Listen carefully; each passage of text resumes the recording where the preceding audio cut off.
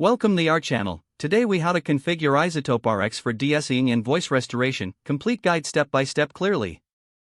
Open Izotope RX and load the audio file you want to process. Select the spectral view to visualize your audio for better analysis. Identify sibilant sounds in your audio, typically found in the frequency range of 5 kHz to 10 kHz. Navigate to the de-ess module from the list of available modules on the right.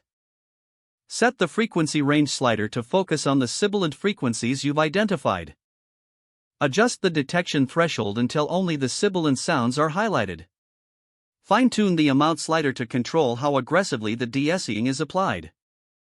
Preview the changes to ensure that the sibilance is reduced without negatively affecting the overall voice quality.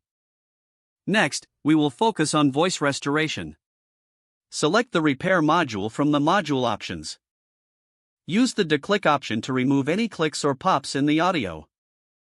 Set the click frequency range based on the type of clicks you're encountering.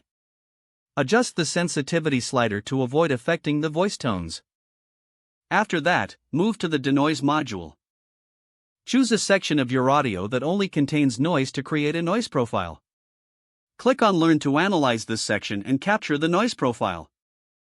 Once you have your noise profile, adjust the reduction slider to remove background noise while preserving the voice clarity. Use the artifact slider to control any unwanted artifacts that might arise from the noise reduction process. Preview your audio frequently to ensure the voice sounds natural and clear. Finally, apply any additional modules or effects if necessary, such as EQ or reverb, to polish your audio. When satisfied with your adjustments, save the processed audio file in your desired format. Always remember to keep a backup of the original audio file before making any changes.